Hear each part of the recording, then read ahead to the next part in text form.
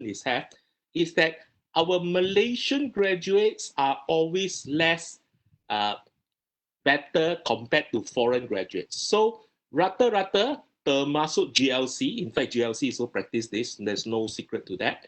They prefer Malaysian that is from a foreign university versus a Malaysian from a local university. And when I say local here, termasuk IPTS, right? Not even the private university. So they have a different perception. And just to give you an illustration, I used to work with one of the big consulting firm, don't want to name which one, all right? And we have like 250 staff in our division, and this is a global company, right? It's a very well-known global company, right? So 250 staff in our division, I can just tell you after I talk to everybody, there's only 3 of us from IPTA. 3 saja. 3 daripada 250. Right? So you just work out the percentage. How low is that? So which means I asked that question then, kenapa kita tak dapat peluang ni, right? So got few reasons. Of course, the main reasons come back to our earlier one. We don't speak as well, all right? We don't have those initiative. But I think that the last point is the most important. We don't have exposure. So from 2 years ago, 2.5 years ago, since November 2017, I actually started this program called Prime for Success. So my job is to go to university, especially IPTA, right? To tell this very, very important message that if you don't do things differently, right, chances are you join the statistics of unemployment, okay? So that is very, very message that I want to bring. Or sound like a very good message, but I'll give you the good message, right? So why do I mean by do things differently? So this is where you need to start turning on your graduate employability thinking. That means whatever you do in university, whether you are in first year, second year, third year, or fourth year, your job now is to say, whatever I do today, is it going to help me in my keboleh pasaran? Is it going to help me in my employability? Because if you don't do that, if you finish your 3 years or 4 years, whichever apply, you'll find that you are in a situation that you are not employable, right? So for instance, umpamanya, all are quite active in clubs and societies. Banyak activity curriculum and ada yang bersukan, ada yang uniform unit, seragam punya, as well as you manage different clubs and societies. But I would like to say that if you're not careful, you can spend a lot of time doing a certain activity in university, and you realize that this activity actually nilainya, the value of it, when you come out to work, is actually very, very small. So for instance, I want to share this example. I was in University Tun Hussein Raja 2 tahun, setengah tahun, 1.5 tahun dulu, right? So I was giving a session like this, all right? And the organizer, and this guy, he was diploma promoted. Sorry. So he joined UTHM via Polytechnic. So he did his 2 year diploma. Then he promoted to degree into UTHM, right? So he was actually organizing this event for me. He coordinated my segalanya lah, supaya saya dapat memberi ceramah saya, right? Then finish the session, I put him one side. I asked, so what you're doing? So he said, I'm doing a degree. I'm only first year in mechanical engineering because I was diploma lah. That's why he was more mature. So usually diploma student or polytechnic student, right? Their maturity is better because they went out to work 6 months and all. So that gives a very good exposure. So I say, so what are you doing this semester break? Because that was already April, and then semester break was anything between June to September, right? Oh, so say, saya memang aktif di College Kediaman because saya lah facilitator Minggu Suai Kenal untuk university. Oh, say, that's very good, right? Because this is one thing that will really help you to grow your leadership skill, grow your communication skills, grow your planning skills and all, right? So saya memang berkecimpungan dalam college dengan aktif sekali lah, and ini ialah tahun kedua saya jadi facilitator. Then when he said that, I stopped him. Say, come again? Say, yeah, tahun dulu bila saya masuk, because I'm diploma up, because I'm considered more of not a freshie, I already became the facilitator, right? So this year, as a senior, I continue lah. So I say, why are you doing this role year after year? And you're only in, sorry, second year, not first year. You're only in second year already. Next year, you will do it again. All right. And probably final year, you tak buat lah. All right. So they say, saya memang suka aktiviti berkumpulan di college. Right. So this is where the danger I want to share with you. What you like to do may not be the best thing that you should do. So for instance, if you are a facilitator for your college kediaman untuk Minggu Suai Kenal, my advice is setahun cukup. Jangan buat bertahun-tahun, right? Because why? Every time you decide to do it again, let's say you do it in second year, third year you pun buat, fourth year you pun buat, because it start at the beginning of the year, you say, okay, although fourth year you're going to be busy, but busy later on. Early year you memang ada masa, right? So you also jadi, right? So if let's say you do 3 tahun berturut-turut for whatever reason, you have wasted quite a bit of time to disallow yourself from getting other things that is necessary. So in my opinion and in my advice, sekali sudah cukup. Because why? That experience itself is important for you to share with your future employers of your leadership skills in student council, is your planning skills during Minggu Suai Kenal, communication skills when you talk to your new juniors, and so on and so forth. Cukup, sekali cukup. Kalau tidak, 2 kali maksimum. Jangan lebih daripada tu, right? So I was trying to impress upon him to say that as an undergraduate, and this is what I see in the big firm, because every time when I was during this time, right, we get a lot of interns coming back from UK and US and Australia. So Australia, no, UK mostly UK and US, right? Because this is their summer break. So students who are studying in UK and US, they will come back for their holiday, but they don't spend 3 months holidaying. They do 1 month internship in firma kita, in our company, and then the other 2 months they holiday before they go back to study. And they start as early as first year. So you imagine every semester break, the long semester break, they will go for internship with one of the big companies.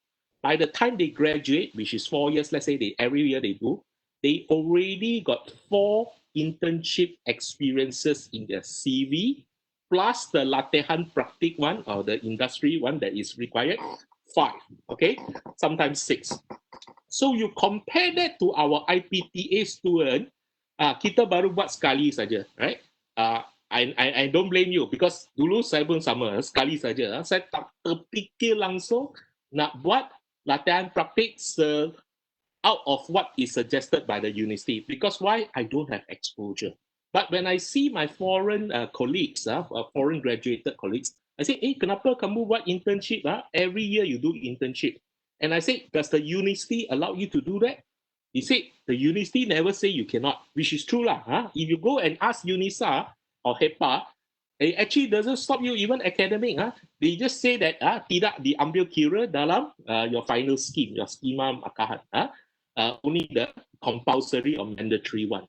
But you do the internship is to gain pengalaman, is to gain exposure, is to gain maturity, which is very different from you doing a Minggu Suai Kenal bertahun-tahun, over yearly, again and again. So that's where I want to highlight. That's a very different. Why I want to suggest that is, remember, I keep talking about need to do things differently because of the competition. There's too many of us trying to look for the new entry job, the fresh graduate job. Therefore, we need to change it, all right? So, sebagai iktibar, I decided to say maybe one of the biggest area that we all have as IPTA product or currently in IPTA is the ability, kebolehan, right, to market ourselves. Okay, this is very, very important because why?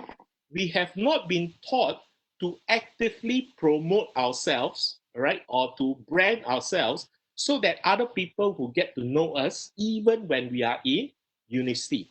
We only start to do that when we come out to work. And even when we come out to work, we still very shy, very rendah diri, you know. And this is one of the reasons why we don't usually get the job we want. Because why?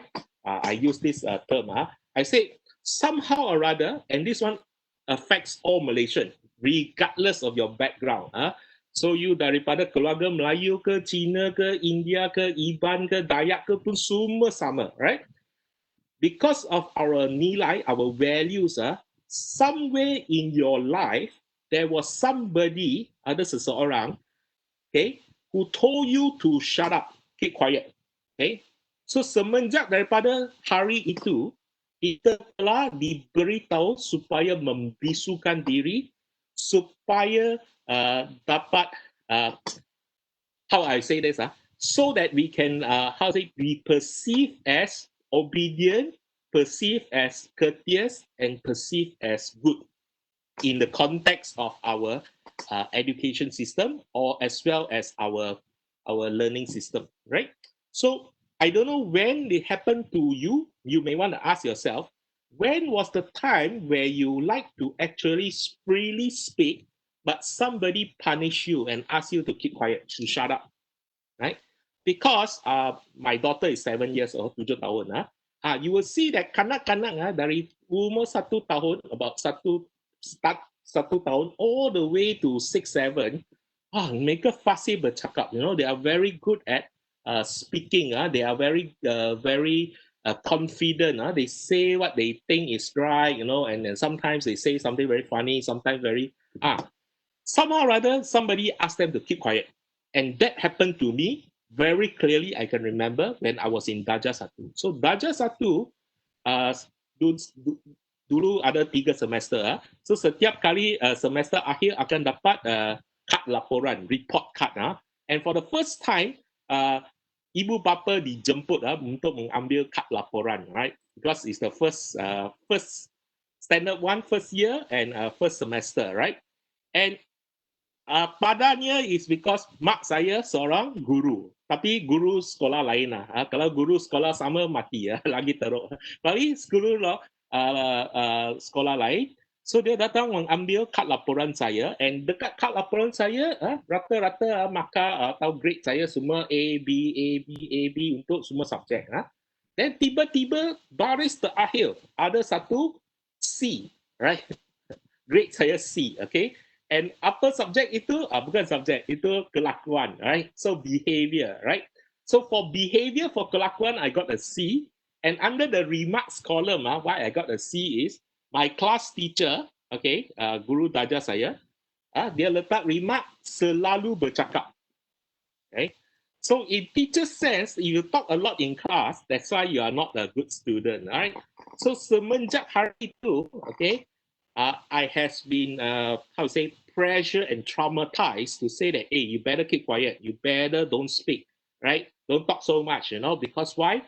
This is something not good in school, not good in family. Some of you happen in your family. Where it could be your grandparents, could be your uncles, aunties, sometimes not even your family, your neighbor, your jiran. That one KPC punya jiran. Dia beritahu emak kamu, beritahu ayah kamu, hey, you punya anak bercakap banyak, you know, then kena, right? So all of us must have one of these episodes because our upbringing is almost the same. Now, this was very useful for the last 15, 20 years because we grow in an almost homogeneous society. But when we come out to work, it's actually not useful at all. Because why? Our majikan, our employers expect us to present our ideas, expect us to share our thoughts, expect us to give an opinion. And for the last 15 to 20 years, we have not been training ourselves to give an opinion. Tidak boleh memberi pandangan. Kenapa? Setiap kali buka mulut, diam, jangan buat bising, senyap. And because of that, we are at this disadvantage. Now, our friends who went to foreign university, went to UK, went to US, went to Australia, or even some other places, they are slightly better because in their country, all right, nilai dia berbeza. So they are very young, they learn to debate, very young, they learn to give opinion, you know. Walaupun bukan semua yang cakap betul lah, tapi kebolehan bercakap sentiasa ada, right?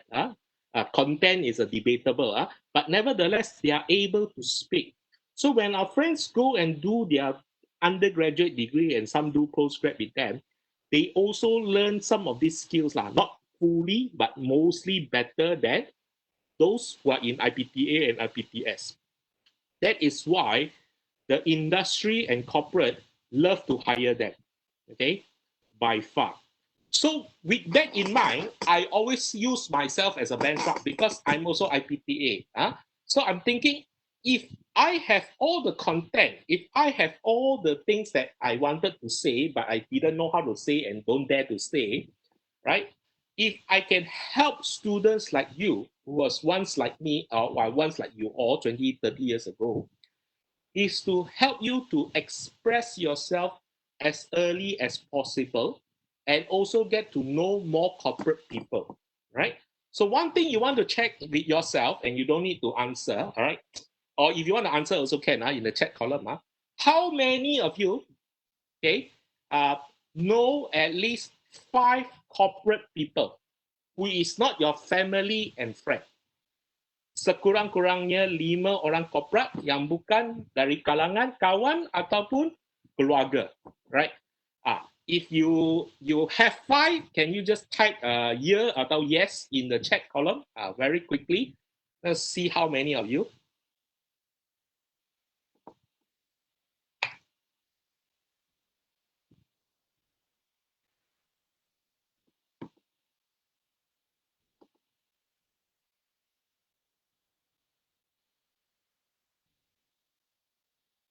Okay.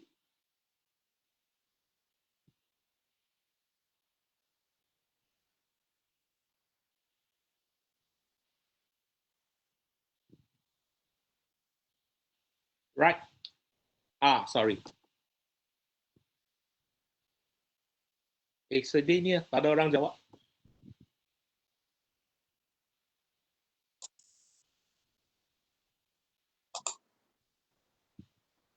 Saya tak kenal langsung. Okay, terima kasih atas. Alright. So tak salah, tak salah. So dulu kita pun macam tu.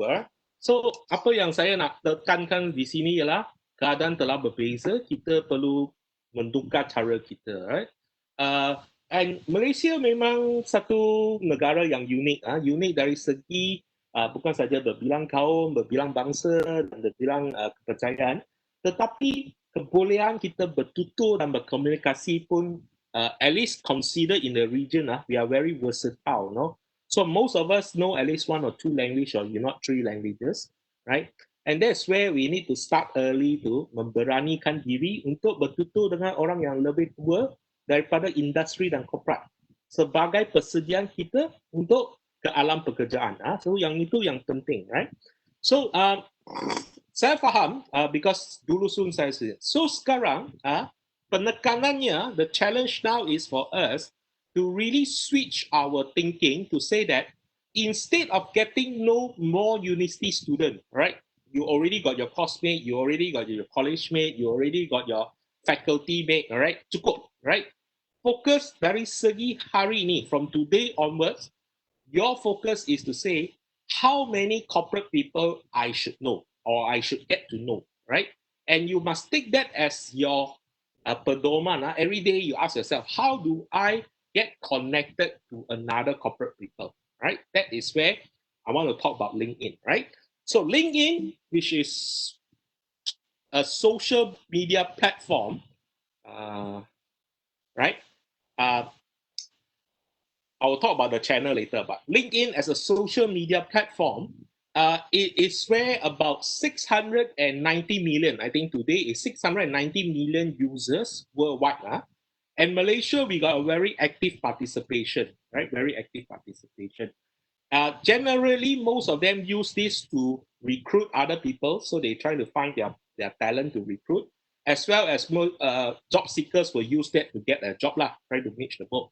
But today, it is becoming more and more of a social media. So you find a lot of people sharing their ideas, sharing their perspective, sharing valuable content in their posting. And the most important part is actually there's a lot of interaction. So when somebody share a content, there's a lot of comment that is happening, right? And the result of that, that is where the conversation starts. So my job to all university students, or trying to help all university students, especially those on IPTA like you all, is to get you to come onto this platform to really start to interact with all the corporate people, is to interact with the industry people. Because why? Two things may happen. When you start talking more and more to them, you'll find that your knowledge also increase in regards to the industry. Number one. Number two, your lecturers, pensyarah kamu, their unique capabilities or their value is to teach you the knowledge. But they are very limited, very few of them in one faculty to start with. So your contact time with them is also very limited because usually it's during class or even you run assignments, you go and see them, right? There's opportunity, but it's also limited contact time because they got a lot other things to do like research, like publications and things like that. So they are very focused into doing other things. So as a student in university, if you count, if you take a stopwatch and count, how much time you spend with your lecturer in satu minggu, compared to the total time a week. So you ambil 7 jam, 7 hari times 24 jam, right? And you count berapa jam daripada jumlah keseluruhan ini, contact time you have with your lecturer, you'll find that it's actually very, very low one, right? I would dare to say, it's even lower than your credit hours. So if let's say this semester, you ambil 15 jam credit, right? You will spend less than 15 hours with your lecturer having a conversation, right? So what I'm trying to say is you need to enhance that contact time with an adult, with a professional, and that's where LinkedIn comes in very nicely, okay? So I've created this channel very quickly just to advertise here first, but I will talk about it. Is to help students like you on learning how to use LinkedIn better. So I created this Telegram channel. If you can subscribe to it, will be very good. Every 2 to 3 days, I will share a tip, all right, or a technique that students can use on LinkedIn to enhance their profile as well as their presence. Okay, and this is all focused for undergraduate and fresh graduates. So these tips I'm not targeting to other people except for undergrads. Okay. So I want to talk about, looking at time, I want to talk about one case study before I open for questions. Okay. Is that why you need to be on LinkedIn is really creating what we call the online presence. Okay. And online presence is very, very critical these days because most of the recruitment activity or most of business activity is happening online. It's always digital first. So very naturally, and you all can do that. You all can do this. You open, if you're on your phones, better still. If not, you can open another tab, right? You open a Google page. You open a Google page, right? A Google search page. Type your full name into the Google search and see what comes up. Can you all quickly do that? 2 minutes. Senang saja, cepat.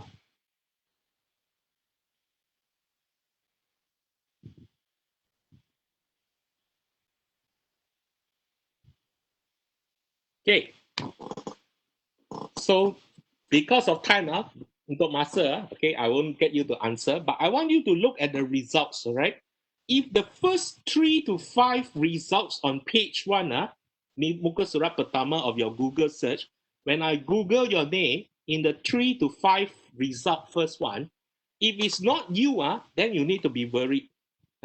Kamu perlu bimbang kalau bukan kamu. Why is that so? Is because very natural. If let's say you are coming for an interview today, or even before I call you for an interview, as a majikan, I will definitely Google your name. I will definitely Google your name, right? It's not that because if I cannot find you that you are no good, but if I cannot find you, you have lost the opportunity to create that first impression. So your job is to make sure that you have a digital presence or a digital trail that highlights the good things that you do when people Google your name. And one of the things that I want to impress upon you is to really create and be active on LinkedIn, because LinkedIn is the one to highlight all the good things about yourself. Okay. You can be very active on other social media platform, but a lot of times we take social media platform as our personal space. So we will post things that is fun, posting that is funny, posting that is enjoyable, that is family and friends, right? That doesn't tell much about who you are.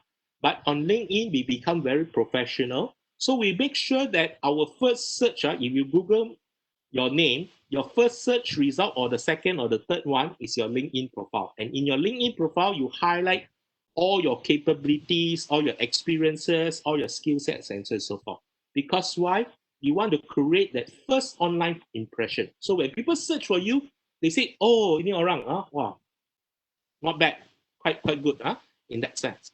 So I wanted to use this case study, and this is a very old snapshot, all right, of this person called Afiq Murad. So when I first got to know Afiq, just a background, I got to know Afiq from LinkedIn. Okay, saya tak kenal Afiq dari mana-mana, saya jumpa dia kat LinkedIn, right? And this was like 4 tahun dulu, right?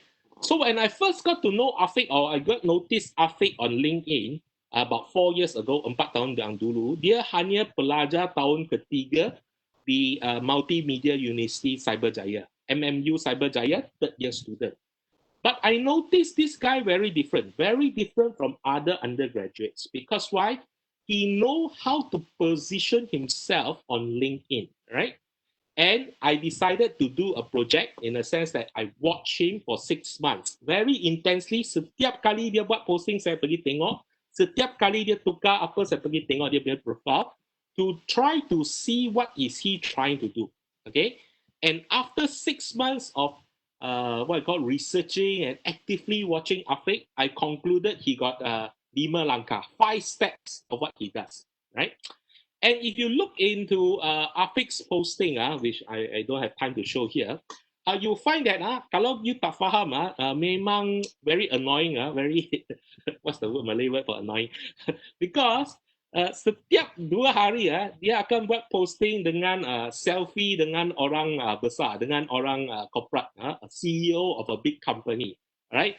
So he will take a selfie with this person, then he will write some posting, and then he will take a posting of he having lunch with this big boss of this company. Many, every other week pun ada punya.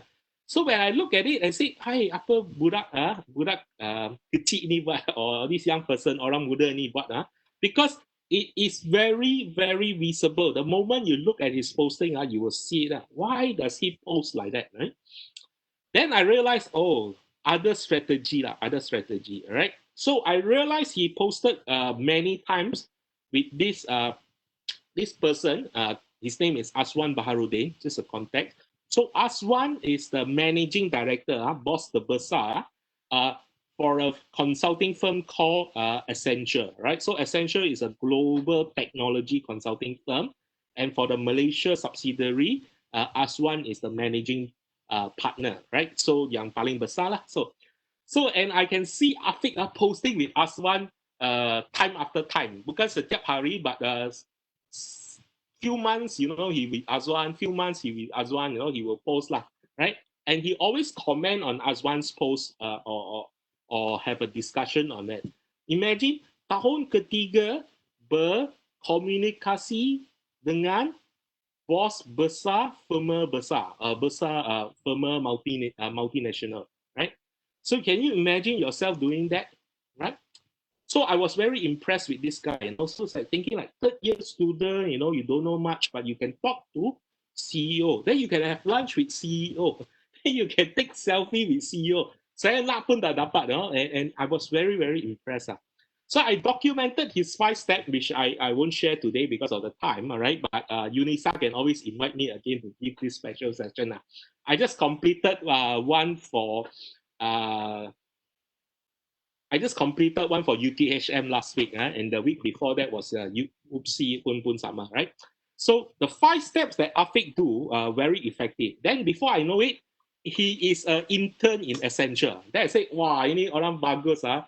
Berkenalan dengan bos besar untuk 6 bulan, dan tiba-tiba jadi intern. Wah, you know, hebat, strategi hebat sekali, right? So I went around with Afiq story. I went around to all university to share with the students how to become another Afiq Murad. So I said strategi, step 1, langkah pertama ini, langkah 2, 3, 4, 5, then. And the joke is, for 2.5 years, 2,5 tahun, I jalankan about 50 sesi, 50 sesi ya, daripada 17 universiti. Sesi 1 sampai sesi 38, saya tak pernah berjumpa dengan Afiq. I actually don't know who Afiq is, or I don't know Afiq in person, but I only know through LinkedIn, right? And the best part is, every time I tell Afiq's story, everybody go to LinkedIn and add Afiq. So I think after the third, fourth session, Afiq found very funny because tiba-tiba ada 50 invitation datang. Dia tak tahu dari mana. Dia tiba-tiba dari kuliah, ada 50 pelajar nak add dia. So these days, I say, even today, if you want to add Afiq, you just say that I'm in Muihan's talk. Muihan asked me to add you. So at least he know where I'm coming from. So tiba-tiba terkejut, right? So anyway, before 39 session, this is what I did. Before the 39 session, I said, okay, I must go and see Afiq lah, because saya guna cerita dia untuk selama ni 2 tahun ni, tak aci lah kalau tak jumpa dia, right? So I LinkedIn message him, arrange lunch, and by that time he was already working with one of the big firms, right? He just got this job 3 months ago.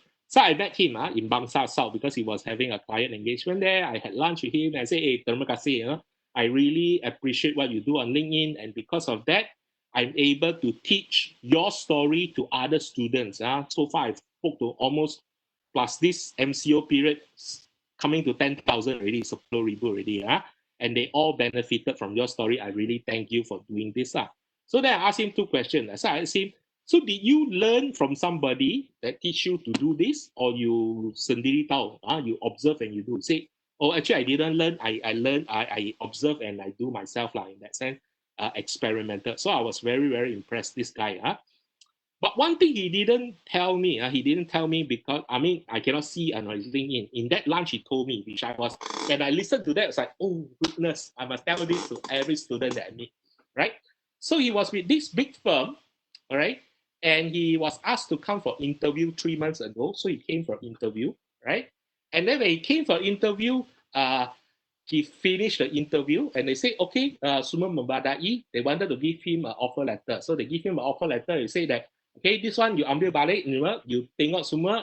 If everything is okay, please sign and return the copy, and then you can join us in the joining date in that sense, right? So then he said, before I left, I asked the recruiter, I asked the HR person, why did you call me for interview? Because I never applied for this job. Okay, all right. Although when you call, I wanted to come because you're a big firm, you're a global firm that I wanted to join, right? So then the recruiter say this, he said, saya tak tahu apa yang kamu buat lah, but 2 tahun yang lepas, 2 years ago, you wrote something on our big boss punya LinkedIn profile or one of his posting that he was so impressed with you, he quickly come to our team and say, orang muda ini, I want you to monitor him. The moment he graduate, I want him to join our firm. So when I hear that, I was like, wow, this is wonderful, this is wonderful. And I'm so happy for him. And today, Afiq has many choices, right, compared to a lot of people same age as him. So I thought if I can create more Afiq Murad in all the IPTAs will be great. Because why? If you know what to do on LinkedIn, you can utilize this platform to actually network, communicate, and connect with industry and corporate people. 20 years ago, I cannot do that. So 20 years ago, in the 90s, if you ask me how to connect with the CEO of a GLC, saya tak tahu, tulis surat ke atau tunggu dia depan office ke, tak tahu. So there's a lot of limitations back then. But today, you can actually do that. You can engage them on social media, build a relationship with them, and then when it's needed, you can ask for a job. The mistake that most students make, which I want to talk about tomorrow. So tomorrow I'm having another webinar. Hopefully you all can join me. I'll share the details later. Is that the moment you connect with a corporate person on LinkedIn or other social media, your first question is ask for a job. Ah, so this why I say kalau nak kahwin pun kena pinang dulu jangan terus tanya because it is doesn't make sense. I was thinking, who are you siapa kamu why tiba-tiba you minta kerja, you know? And these days I still get that request, you know, people ask me to request.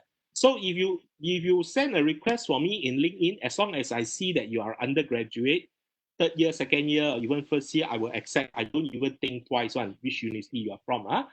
But I still get half of them after I accept them. First question is say, sir, I just graduated. Do you have a job for me? And I'm thinking like, siapa kamu? Like, so these are the things which I want to cover in my seminar, in my webinar, right?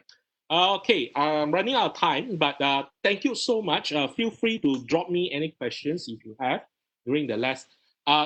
Two things that you can do, all right? So this is the one, I run a LinkedIn clinic on every Wednesday. I try to make it every Wednesday, and our next session is happening tomorrow. Lah.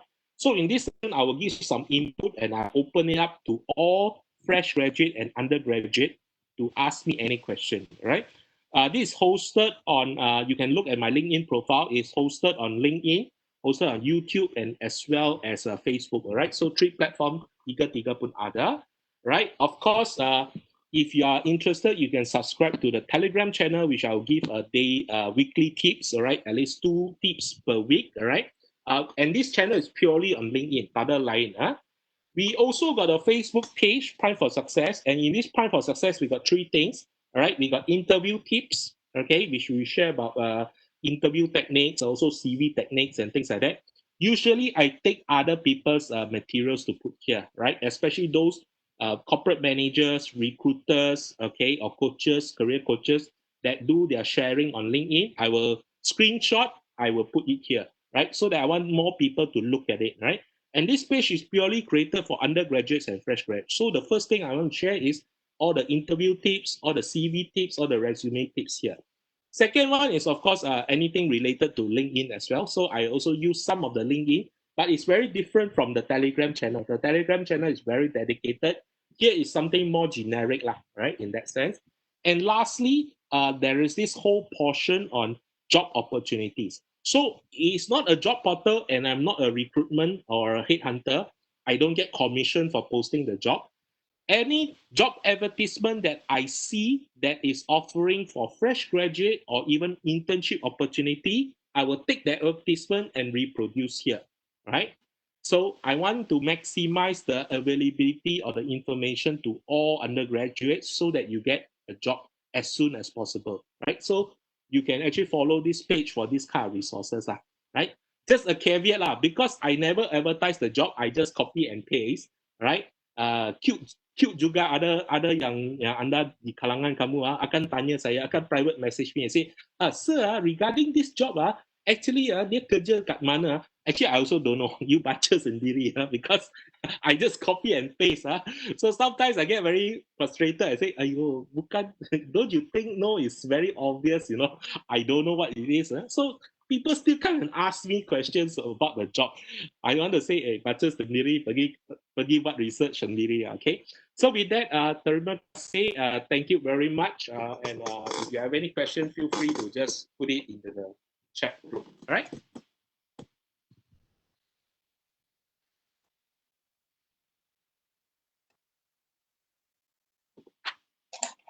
Okay, terima kasih diucapkan kepada Mr. Muri Hanko di atas ucapannya sebentar tadi. Jadi kepada para peserta yang mempunyai sebarang soalan boleh kemukakan di ruangan box.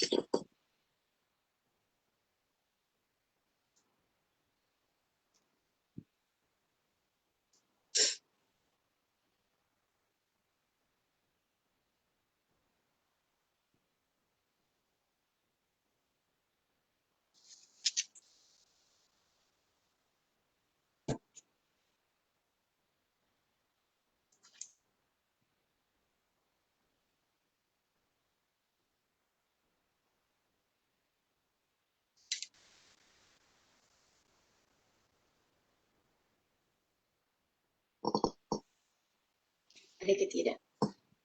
So beside berbisu diri ialah kita pun tak diajar untuk tanya soalan. And ini masalah yang besar. So I think Malaysian lecturer senang saja kerana tak payah jawab soalannya. Datang bagi lecture saja, right? But this one thing that I hope you all can change as well, and I know it's not an immediate change, is to use platform like this to actually practice. Practice asking questions as early as possible in your university life is very good, because by the time you go out to work in the corporate world, in the industry, not asking question could be very, very deadly and costly, including even getting a job. So in a job interview, don't even just think that you are go there to answer question. If you go there to ask question, you are usually the candidate that the recruitment people will remember, right? Important that they remember you. Whether they hire you or not, that's a different story, but they remember you. Because once they remember you, your chances are higher. So learn how to ask questions, and the more questions you ask, you will realize that your quality of questions become more professional and more mature. So itu penting. Okay, terima kasih kepada Mr. Muyanko. Jadi para peserta diminta untuk tunggu. Kita ada satu lagi soalan. Okay, so Nisa, right? So, bagaimana cara untuk memastikan kita boleh kekal atau in privacy atau faktor keselamatan dan lain sebagainya? Okay. So, good question, Nisa. Okay, so we talk about privacy. Okay. So the focus here is this. This is a platform for you to promote yourself to your future employers, right? And that's where we need to be very, very careful to know that whatever we put here, we are trying to attract a certain type of audience, right? So there is, of course, security concerns in LinkedIn as well, just like any other social media platform, right? Got scammers out there. Some people will offer you a job opportunity that doesn't exist, ask for a lot of information. But to me, it's cut across all platforms, regardless whether it's LinkedIn, whether it's Facebook, whether it's TikTok, whether it's Instagram, and so on and so forth. Sama, jawapannya sama saja. So in this case, my point being is, you already going to use social media unless you are a person who say saya takkan guna langsung kerana faktor keselamatan. Itu berbeza. Ada orang macam ni. Tapi di kalangan orang muda memang persentasenya memang kurang lah. Peratusannya memang kurang. So my point here is, if you're already going to use social media, why don't you use this social media to elevate your branding to the corporate community, right? So because the risk of using social media is always the security concern, is people cloning your profile, you being scammed and so on and so forth. So get educated on that in a digital level, because that kind of awareness happens for all platforms, not just on LinkedIn itself, right? And what you can share, what you cannot share is very obvious. So I got a lot of students because of desperation, because they baru finish their paper. Sebelum ni tak minat langsung untuk kerjaya, because why? When I ask them, they say, sir sibuk lah, saya ada assignment lah, ada final year project lah, ada test lah, ada exam lah, semua tak nak fikir pasal kerjaya. Then bila habis semua saja, I say, oh sekarang nak apply for job. So they like, how say, rushing lah. So one of the things that they would like to do on LinkedIn, and I would suggest you don't do this, is they do posting on their CV. So they put their CV there, they say, dear LinkedIn family, or dear LinkedIn connection, I just graduated, here is my CV, please recommend me any appropriate job, right? To start with, this strategy is not effective at all, number one. I don't think anybody get job like that. So far, I tak pernah dengar. Untuk masa kini lah, maybe 5 years ago there is some success, but now very little, I would say. If got also 1 or 2 out of thousands or millions, right?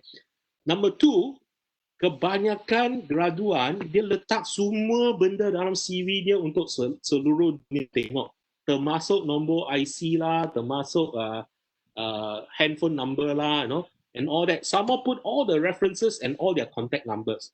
So remember, in PDPA, Personal Data Protection Act, you cannot share other people's contact without their consent publicly. So your referees, whether it's your lecturer or whether it's your internship supervisor, your FYP supervisor, they give you permission to become your rujukan, with the purpose is for your future employer, not for the whole world to see. So when you post like that, seluruh dunia boleh nampak, actually you're sharing their content without their consent, tanpa kebenaran mereka. And lagi teruk, you all go and share your own contact number to everybody, right? So you will be inviting for a lot of trouble. Okay, and other genius lagi, letak IC number lagi. Takut orang tak boleh cari. So you put your house address, you put your IC number. So all those things you don't need to share. Even if you want to share a CV, those details are not important. You just put your email and that is the max. Even by putting your email there, you'll be risking being spam, because people will spam your email because it's publicly available. But that is a risk that you have to take. You manage your email properly, right? So with that, I will say that, yeah, you should share as much as possible, but don't be naive, okay? All right, I think, yeah, next slot already. Better don't take up Effendi's time. Yeah, thank you, Mr. Mohan. Okay. Kita akan teruskan dengan slot kedua, iaitu bersama Encik Effendi Hasni dari Agnesio Jobs.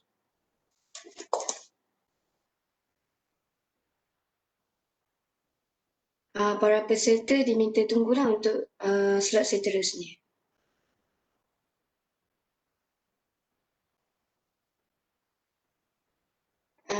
Dengar? Okey, dengar. Testing 1, 2, 3, dengar Okey. Okey. Sudah boleh mula ke macam mana ni?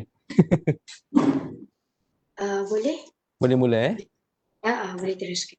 Okey, alright. Assalamualaikum warahmatullahi wabarakatuh. Selamat pagi.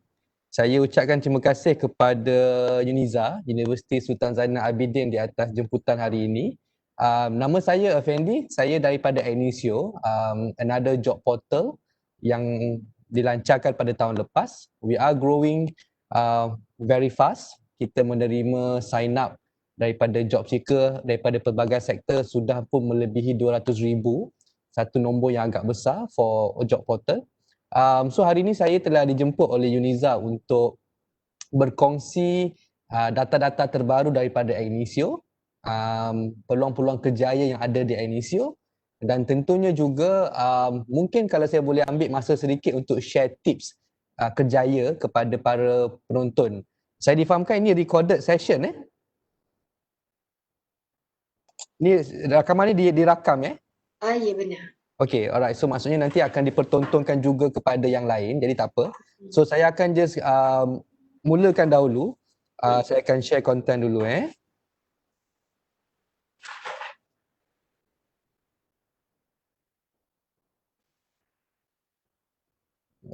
Okay, how do I share? Saya tak boleh share, kenapa Sekejap. Okay. Boleh dah ke? Okay, alright, okay. Okay.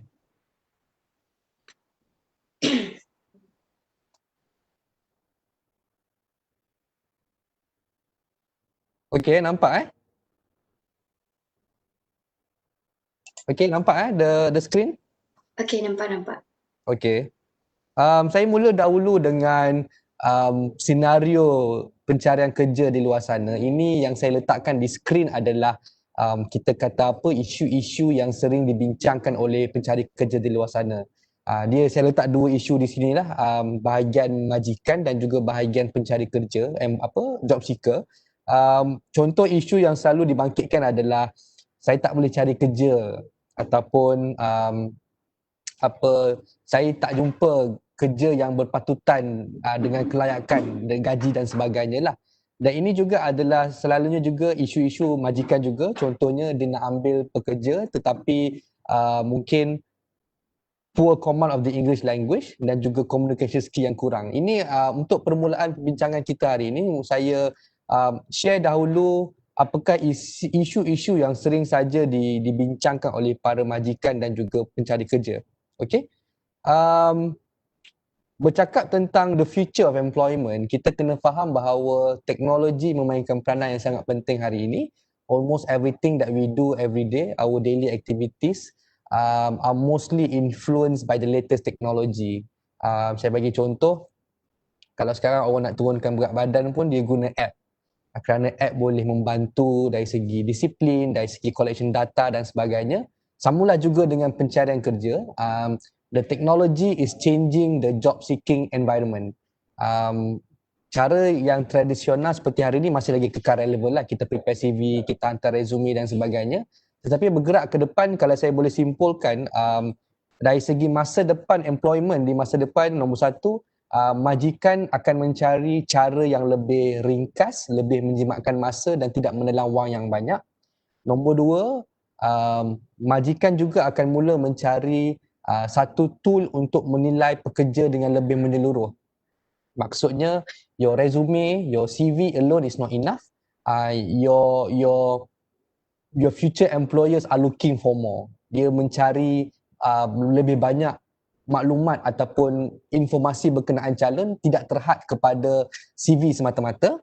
Dan tentunya juga dalam dunia hari ini, dalam dunia teknologi yang semakin berkembang ini, dia sudah mula ada perdebatan dari segi pencari kerja dan juga majikan. Adakah majikan hanya melihat kepada kelayakan profesional semata-mata ataupun sekarang majikan lebih tertumpu kepada kemahiran. Apa yang saya boleh maksudkan di sini adalah mungkin seseorang itu ada degree dalam pertanian contohnya, dia boleh bercucuk tanam dan sebagainya, tetapi mungkin kalau dia ada kemahiran let's say dalam software development sebagai seorang perisian komputer, katakanlah later seseorang pemegang sijil dalam bidang sains pertanian ini ambil degree ataupun ambil kursus dalam computer science, kalau dia ada skill untuk menjadi software developer, walaupun dia ada degree dalam agriculture, mungkin majikan akan mengambilnya bekerja sebagai software developer kalau dia memiliki kemahiran tersebut. So dalam pattern ataupun pemerhatian kami di Initio, majikan perlahan-lahan mula memberikan lebih banyak kepada perhatian kepada kemahiran, skills.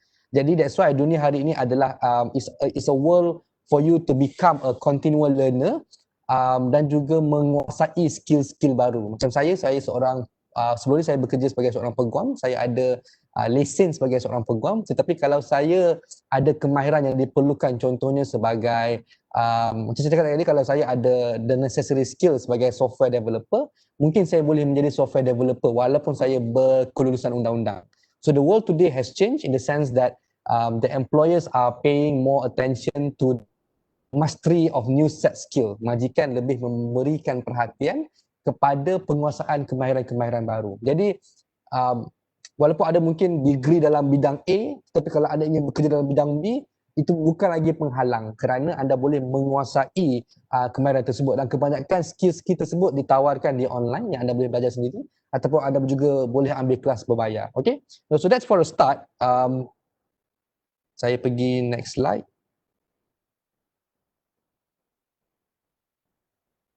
Okay, saya nak mulakan dahulu pengenalan terhadap Initio. Initio adalah satu job matching platform yang menggunakan data analytics untuk memberikan padanan kerja kepada para pencari kerja di luar sana. Secara mudahnya, anda tidak perlu lagi memohon beratus-ratus pekerjaan, tak tahu mana sesuatu yang sesuai dengan anda. Tapi dengan Initio, anda hanya perlu cipta satu profil bersama Initio dan mesin kami akan memberikan padanan kepada anda secara automatik sekiranya maklumat yang anda isikan itu bertepatan ataupun kena dengan kelayakan ataupun keperluan yang diperlukan oleh majikan. So let's say you create a profile with Initio, chances are if you include all the necessary information, you might be able to get job matches straight away. Kita dah tak nak lagi macam awak kena apply to job portal A, job portal B, job portal C, kena pergi apply kat email tu, email ni. What we want to do, what we're going to change with the new technology, with the machine learning dengan data, dengan artificial intelligence, the sexy word nowadays, kita ingin membawa padanan kepada anda terus. Tetapi yang saya nak mulakan dahulu adalah lebih kepada one of the special feature yang ada di Edisio, iaitu kami memberikan peluang kepada pencari kerja di luar sana untuk mengadakan video interview bersama Edisio. Okay? Video interview Edisio ini, Edisio is the first to do it dekat Malaysia. Kemudiannya mula diguna pakai oleh platform-platform lain yang cuba juga untuk membuat video interview bersama platform job portal mereka. Apa yang saya boleh kongsikan yang yang berbeza, yang istimewanya berkenaan dengan video interview ini adalah nombor satu, dari segi perspektif majikan, majikan boleh terus menonton video temuduga anda. Ini menjimatkan masa majikan, maksudnya kalau dia tengok profil anda, dia tengok anda telah pun melakukan temuduga video, dan kalau dia suka anda, majikan boleh terus menawarkan pekerjaan kepada anda tanpa perlu memanggil second interview, for example. Maksudnya dia tengok video temuduga ini, dia akan terus tawarkan kerja sebab dia kata, okay, you did quite well for the video interview. Itu nombor satu. Nombor dua juga, video interview ini juga yang disediakan oleh Edisio membantu majikan mengenali anda dengan lebih baik. Jadi apabila majikan telah pun tengok cara anda bercakap, cara anda carry yourself during the interview, cara keyakinan anda menjawab temuduga tersebut, itu memberikan satu nilai tambah dan keyakinan yang tinggi kepada majikan untuk mengambil ataupun memanggil anda untuk temuduga. Okey, soalan yang anda akan tanya adalah interview ini bersama Edisio siapa yang buat? Adakah majikan akan muncul secara online dan tanya soalan, ataupun adakah majikan akan bagi email soalan awal-awal kepada Edisio? Jawapannya tidak sama sekali. Interview di Edisio adalah berbeza sedikit kerana nombor satu, kami telah sediakan beberapa soalan-soalan yang sering ditanyakan oleh majikan di luar sana. Contohnya, bila anda sampai ke bahagian temuduga video bersama Edisio, soalan pertama yang kami mungkin tanyakan kepada anda adalah, tell me about yourself.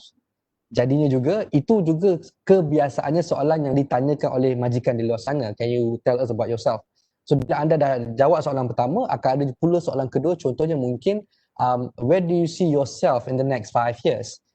Sama juga, kebiasaannya di luar sana, para majikan akan bertanyakan soalan, kalau anda dah bekerja di sini, kalau anda dapat kerja di sini, apakah jangkaan perjalanan kerja anda? Where do you see yourself in the next 5 years? Do you want to assume a more senior position, or do you want to undertake a more important project? So ini soalan-soalan yang ditanyakan oleh Edisio dengan lebih awal, dan apabila anda merekodkan temuduga bersama Edisio secara video, our system, our machine learning will analyse beberapa features. Nombor satu, body language.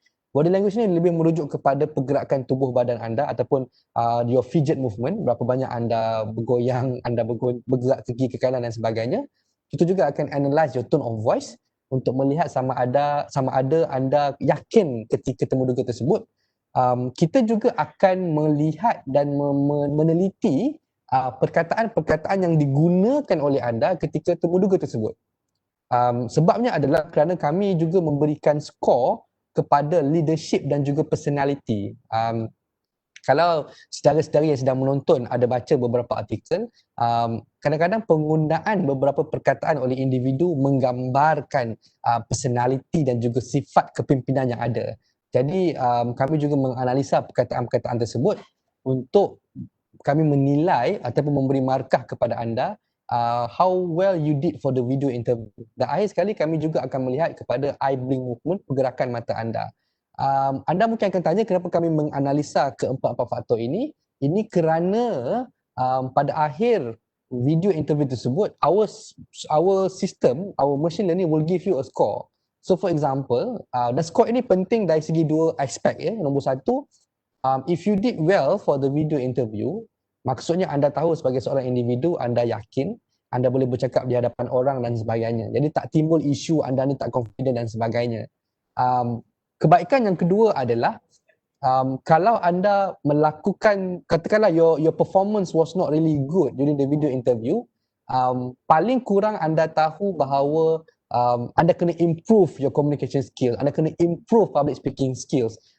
Apa Edisio strive to do is very simple. Selain daripada menawarkan peluang pekerjaan kepada anda, kami juga ingin menggunakan data-data sedia ada untuk menjadi online career coach kepada anda, menjadi jurulatih online career coach kepada anda. Dan anda boleh tengok di sini, ini contoh dashboard kalau anda nak buat temuduga secara Enisio. Anda boleh klik next question dan sebagainya. Dan kalau tengok, ini yang saya maksudkan tadi, Enisio strive to be your online career coach. Katakanlah anda lakukan temuduga dengan baik, Enisio akan memberikan remark seperti yang anda lihat di screen. You are confident of who you are and what you could offer and effective in communication. Jadinya sebagai seorang pencari kerja, anda tidak perlu lagi risau bahawa anda mungkin tak berapa baik berkomunikasi sebab our system will tell you. Jadinya juga katakanlah sebaliknya markah yang diperoleh ataupun skor yang diberikan adalah tidak tinggi, anda juga tahu bahawa anda perlu lakukan sesuatu. Jadi Enisio, it's different from other job portal. Bukan sekadar kami menawarkan peluang pekerjaan, kami juga ingin memberikan maklum balas ataupun feedback to the job seekers on how they can better to stand a good opportunity in a job. Jadi ini yang menjadi kenapa saya katakan the data collection is very important dan kerana untuk kami memberikan rating dan juga skor kepada pencari kerja di luar sana. Okay, sedikit pengenalan. It's very simple. At Nisio, we strive portal that is only career coach. Kami mengkaji dan meneliti data-data yang dimasukkan ataupun yang diletakkan oleh para pencari kerja di luar sana dan kita ingin memberikan cadangan ataupun job matching yang paling cocok dengan kelayakan dan kemahiran anda.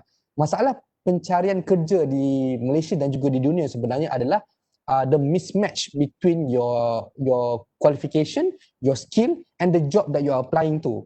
Banyak dah kes di mana dia dah mohon kerja, dapat dan suddenly dia rasa this is not the right match for me. Jadi kami ingin menggunakan Enisio dengan segala data yang ada adalah untuk mencadangkan the best job matching for you. Supaya keperluan majikan pun dipenuhi, expectation job seeker juga dapat dipenuhi dengan adanya job matching ini.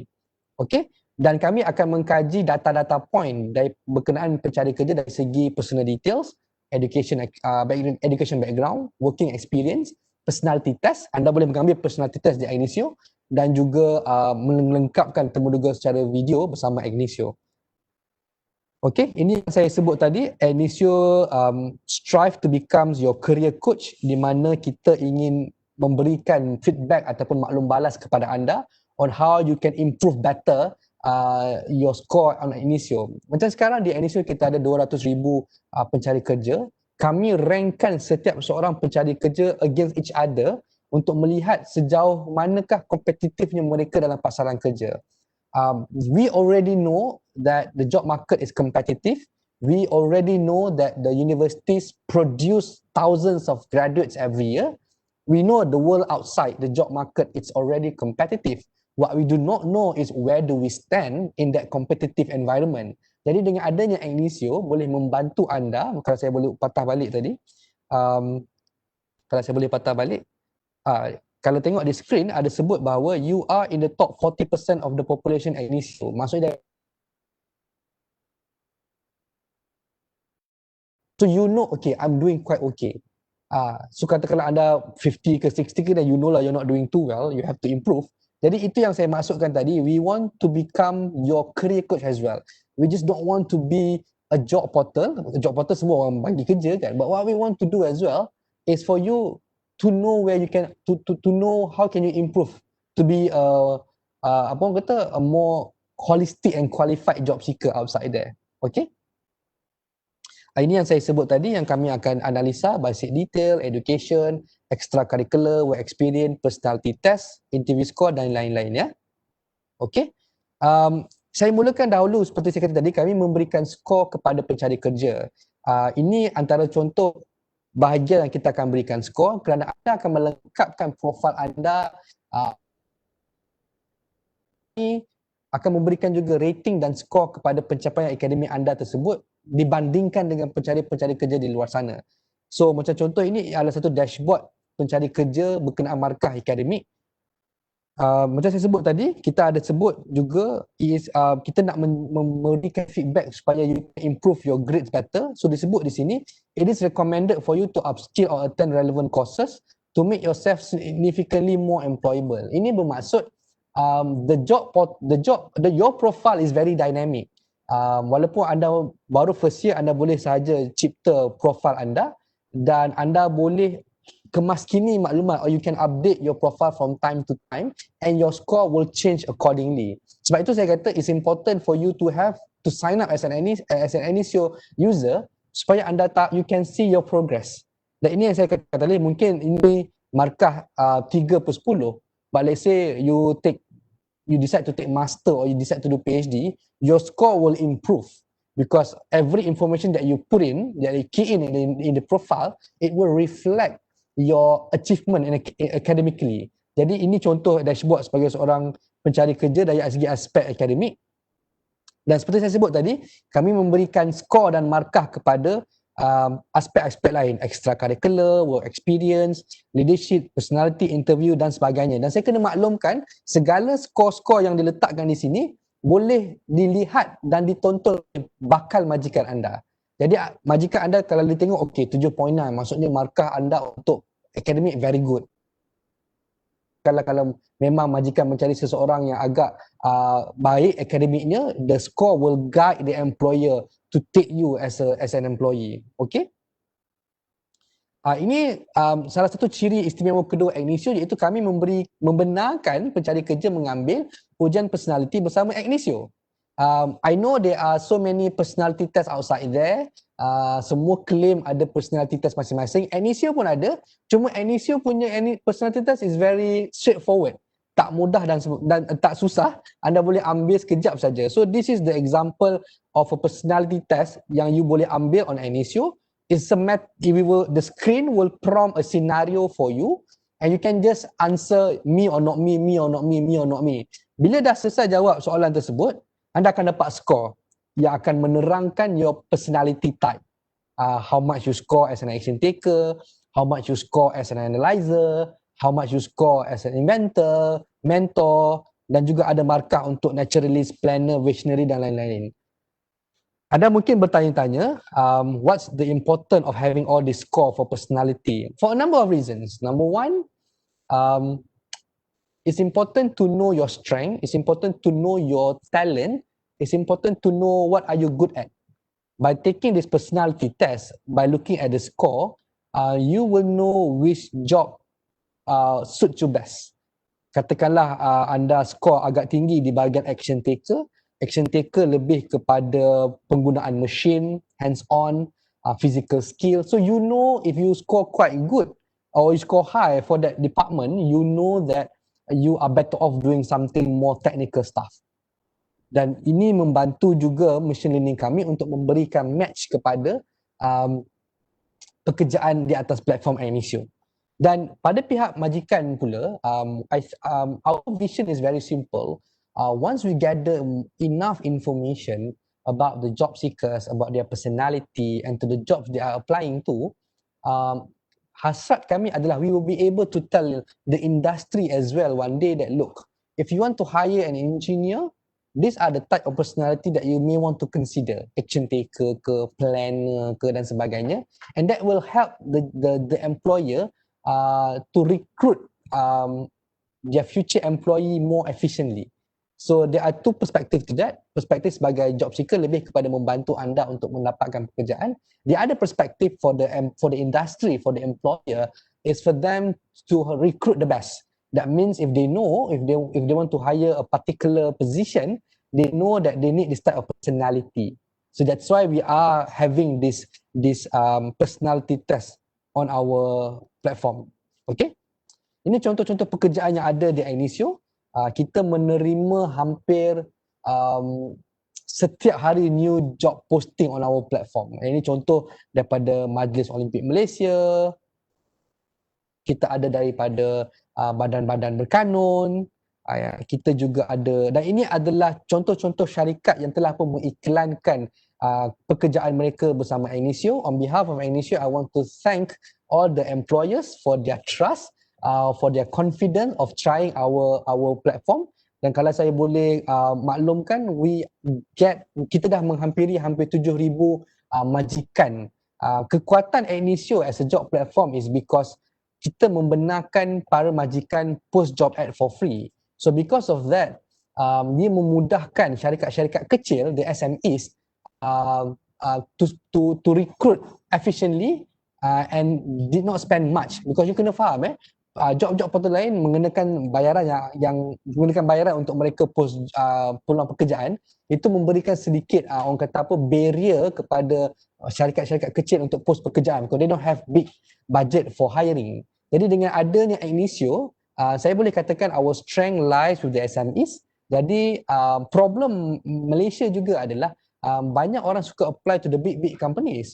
There are hundreds or thousands of applications, but they may want to take one or two only.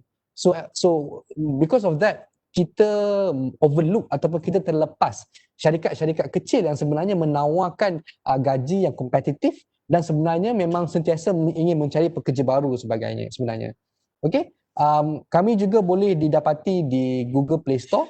Anda boleh download kami di Google Play Store untuk anda dapatkan maklumat terbaru berkenaan peluang pekerjaan. Anda juga boleh record your video interview using your phone. Dan ini adalah salah satu juga ciri-ciri terbaru yang ada di Ignisio. This is the new data yang kita ada. Kita dah melepasi 200,000 job seeker. Kita dah ada 7,000 employer. Dan insya-Allah by Oktober kita akan melancarkan version kedua of Ignisio yang lebih fun, yang lebih modern, yang lebih banyak features untuk digunakan oleh para pencari kerja di luar sana. Okay, itu saja daripada saya. It's very, apa orang kata, it's very simple presentation. Cuma sebelum saya tutup presentation hari ini, saya ada beberapa important point yang saya nak sampaikan. Nombor satu, berkenaan video interview bersama Ignisio. Saya harus tekankan kepada para pencari kerja di luar sana bahawa kita berada dalam keadaan pandemik COVID-19. Banyak, so apa maksudnya? Maksudnya adalah kita kena ada physical distancing, kita kena ada minimum contact, tak boleh pergi tempat crowded dan sebagainya. Jadi sedar atau tidak sedar, keadaan pandemik itu juga sebenarnya memberikan kesan kepada pasaran kerja. Dan because of that, semakin kurang temuduga kerja dilakukan secara fizikal di pejabat dan semuanya dah mula beralih kepada virtual online dan sebagainya. Jadi that's why of course Ignisio melancarkan feature ini lebih awal sebelum berlaku COVID pun. Tapi sekarang the trend now is for everyone to do video interview. Tak kisahlah sama ada secara Zoom ke ataupun direkodkan lebih awal ataupun menggunakan platform Ignisio. Jadi kepada pelajar-pelajar Uniza yang sedang menonton, if you happen to watch this recording, please sign up as job seeker on Ignisio for you to do the video recording. Dan pesanan saya juga, kalau ingin buat video interview itu, jangan buat secara sembrono, suka-suka. You please prepare for it. Kerana video temuduga ini akan ditonton oleh bakal majikan anda. So please do your best dan pastikan video yang dimuat naik itu adalah video yang terbaik. Okay? Itu nombor satu. Nombor dua juga adalah rekrutmen juga akan berubah, yang lebih beralih kepada data dan juga lebih beralih kepada maklumat-maklumat yang tidak ada kepada CV anda. Jadi pesanan saya juga kepada yang sedang menonton, sign up as a Ignisio job seeker untuk anda memberikan peluang kepada majikan melihat maklumat lebihan itu dari segi personality test anda, dari segi video anda dan sebagainya. So we are trying to do things differently here by having that this platform, dan saya boleh katakan bahawa every day we get a new job posting. Walaupun anda mungkin tertanya-tanya, keadaan COVID, ekonomi tak berapa menentu, adakah masih ada industri yang mencari pekerja? Jawapan saya ya, ada industri yang agak perlahan tetapi ada juga yang semakin naik. Contohnya kalau yang saya boleh kongsikan, walaupun berlaku COVID, sales masih lagi perlu diteruskan, marketing masih lagi perlu diteruskan. Jadi syarikat-syarikat di luar sana tetap mengiklankan pekerjaan untuk sales, untuk marketing dan sebagainya. Jadi kepada anda yang mungkin walaupun tidak ada kelayakan ataupun apa orang kata pengalaman dalam bidang tersebut, you may want to consider start having that experience and skills, kerana ini masa syarikat-syarikat mencari orang untuk e-commerce, marketing dan sebagainya.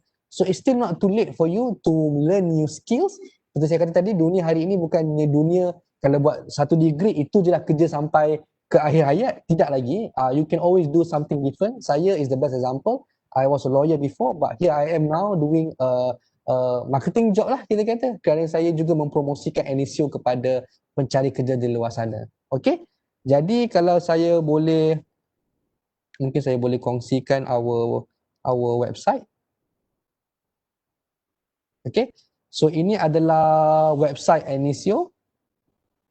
Okay, ini adalah website NSO.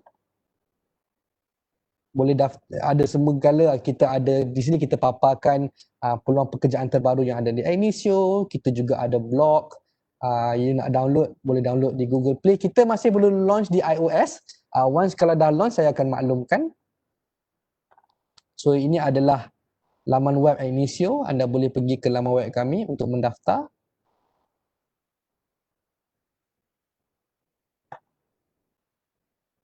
So it's very simple.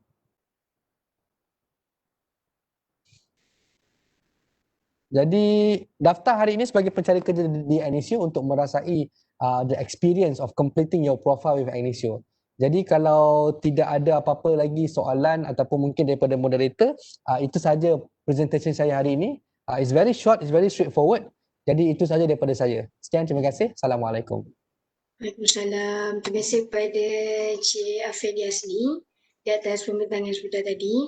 Jadi jika para peserta mempunyai sebarang soalan, boleh kemukakan di ruangan chat box sebelum kita menutup majlis. Ya. Saya akan type email saya kat chat box. Jadi katakanlah kalau mereka ada apa-apa, macam I can't send, but yeah, my button tak appear. Maybe sebab Cik Zauria is the host kot.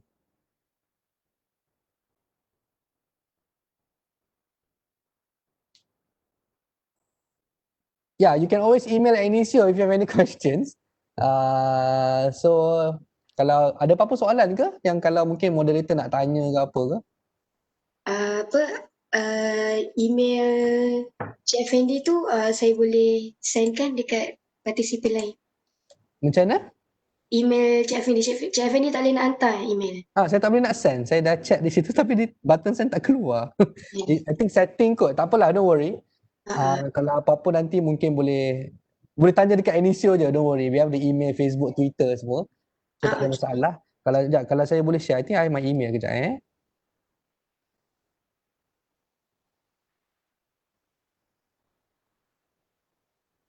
ni email saya. Ni email saya, kalau apa-apa boleh tengok di situ lah, fendi@nsio.jobs. Okay. Alright. So terima kasih pada Yuniza. Saya ucap terima kasih di atas peluang ini. Kalau ada, saya selalu je bagi talk sometimes pasal video interview, tips semua macam mana nak buat, but I think maybe we can take that in a separate session. Kalau ada apa-apa lagi boleh jemput lah, tak ada masalah. Cik Effendi ada satu soalan daripada peserta. How do you work on your communication skills within 1 to 2 years? From siapa ni? Nisa Jasri, sorry. Wassalam. Untuk communication skill ni dia ada beberapa perspektif yang kita kena faham. Nombor satu, ada antara kita ni lahir sebagai natural speaker. Saya natural speaker. I was born with the skill, with the talent lah Tuhan bagi kan, boleh bercakap. So saya tak ada takut-takut ke apa ke. Itu memang orang kata kelebihan saya lah. So kalau you dah ada that kelebihan, it's a matter of you mengasah bakat tersebut. So kalau kat sekolah tu mungkin you masuk pertandingan pidato kan, kalau dekat universiti mungkin you masuk pertandingan bahas, you selalu volunteer buat presentation ke dan sebagainya. So kalau you dah ada tu, selalunya tak payahlah nak polish, memang you dah ada the skill. The other part is some of us are just shy, takut, tak malu-malu, tak boleh nak cakap dan sebagainya. That one kena extra effort sikit. Mustahil? Tak mustahil. Semua orang boleh master the skill for communication. Cumanya you ada dua cara juga untuk approach mastery of communication skill. Nombor satu adalah you boleh jadi semudah dekat universiti you ada presentation kan. Walaupun it's a group presentation, best kalau you tak pernah present, just volunteer to present. Because the experience of standing in front of your student to have the flow of thought untuk present, mana you nak berhenti, how do you take question. That is a simple practice. So bagi saya boleh saja mulakan semudah itu. Kalau you nak extra sikit, kalau you rasa you nak masuk pertandingan bahas ke, nak masuk pertandingan puisi ke, you boleh go for it, tak ada masalah. For me, communication skill is all about practicing. Dia boleh dilatih. Cumanya kalau orang tu dah berbakat, bila berlatih lagi bagus lah. Tapi kalau orang yang malu-malu tu, bila dilatih, dia boleh memenuhi the minimum requirement or minimum standard for them. Itu nombor satu lah. It can be as simple. So kalau yang tengah menonton ni, yang student, kalau lecturer ada tajuk presentation, try to volunteer. Tak lama pun, 5 minit, at least you get the feel of doing the public speaking kan. Nombor dua, this one juga effort, especially kalau bahasa Inggeris kan, can actually spend some of it just to sign up for a proper seperti Toastmaster yang memang ajar how to talk, how to communicate, how to conduct a job interview. Dan sekarang dunia dah senang sebab dah ada banyak video-video tutorial dekat YouTube. So you boleh YouTube, you dah boleh jumpa pelbagai material. Cuma my point is this, saya bagi cari lari topik sikit. Katakanlah you nak pergi for a job interview kan, you kena bercakap, betul tak? Ramai orang selalu anggap job interview ni is all about menghafal segala maklumat tentang kerja tersebut. You kena tahu, okay, kerja ni buat apa. Betul, you kena tahu semua benda. But for me, the rule untuk preparation job interview is always 50-50. 50% adalah your content. Content means you must study about the job, you must study about the company, you must study maybe some general information about what's happening in the industry. That one you kena study. The other 50% is the practice. So practice ni boleh jadi semudah, katakanlah moderator ada kawan, you nak pergi interview esok kan, you boleh dia kata, tak boleh tak kita practice kejap. So mungkin kawan you jadi penemuduga, you jadi yang ditemuduga. Dan minta lah dia tanya soalan, okay, tell me about yourself. Dan you pun jawab lah, oh my name is blah blah blah, I graduated from blah blah. Because script tu you dah boleh prepare. You boleh prepare lebih awal. Of course, dinasihatkan jangan hafal lah. But at the very least, you know already what to say. So for me, especially kalau you rasa English you tak berapa bagus, you can always practice first. So practice dengan kawan-kawan ke, you cakap dengan cermin ke, ataupun yang paling mudah sekarang, you ada handphone, you record je. You just put it on a selfie mode, you record, then you bercakap. Dan you know, okay, rasanya cakap macam laju sangat kot. Mungkin cakap tak kuat kot. Mungkin you tak senyum kot. So for me, dia tak adalah sampai setahun dua you nak master you punya communication skill ni. It can be done, I don't know, maybe a month, sebulan, kalau you just put your effort. Saya rasa communication skill should be straightforward. Kalau you dah bagus, you should be better kalau you practice. Kalau yang malu-malu, bila you practice, you memang boleh bercakap lah, tak ada masalah. So it takes practice. So kalau tanya saya, the key is to berlatih dan berlatih. Banyak cara dengan kawan-kawan, record your video, you buat role play dengan kawan-kawan you, dia jadi majikan, you jadi pemohon. Mungkin lepas tu tukar soalan pula ke, kalau tell me about yourself, mungkin boleh tanya soalan seterusnya, where do you see yourself in the next 5 years? Jawapan tu you dah boleh prepare, macam jawab exam lah, you dah boleh agak kan, kadang-kadang soalan-soalan apa yang nak keluar. So the same goes to the interview. You already know contoh-contoh soalan yang akan ditanyakan. So mungkinlah soalan yang ditanyakan tu tak keluar, tapi mungkin content tu yang you dah prepare awal, mungkin you boleh guna untuk jawab soalan tersebut. Macam contoh hari tu soalan yang payah juga, contohnya macam apa kelemahan you? Ada majikan akan tanya, tell me about your weakness. So how do you approach that type of question? Again, you boleh Google. Benda ni dah banyak orang share tips. It's a match. So for me, saya tak risau sangat dari segi resources, content tau. Saya lebih risau kepada how do you prepare for it. For you to prepare, you need to constantly practice lah. Okay? Yeah. Ya, terima kasih diucapkan kepada Encik Effendi di atas jawapan yang telah dikemukakan. Ada sebarang soalan lagi ke daripada para peserta? Sekarang Yuniza tengah semester ke apa? Ke cuti lagi? Cuti. Oh, cuti. Tengah praktikal. Practical. Okay. So okay kot, saya rasa it's alright, don't worry. Sebab soalan ni pun akan recording kan, akan diberikan link kepada para pelajar Yuniza. So tak ada masalah. Kalau ada apa-apa soalan, boleh je ke email kami ke Facebook ke, ataupun mungkin pusat kerja Yuniza boleh reach out kepada saya. Tak ada masalah. Pokoklah nak ada Q&A separate from the session today kan, kalau mendapat banyak apa orang kata respons daripada pencari kerja. Okay? Okay, terima kasih Syed Effendi. Sama. Jadi kami daripada pihak Pusat Kerjaya, Teknik Usahawan dan Jaringan Pintang ucapkan terima kasih kepada panel dan juga para peserta yang turut serta bersama kita pada hari ini. Jadi sebelum menutup majlis, kita tutup dengan tasbih kafarah dan syurga.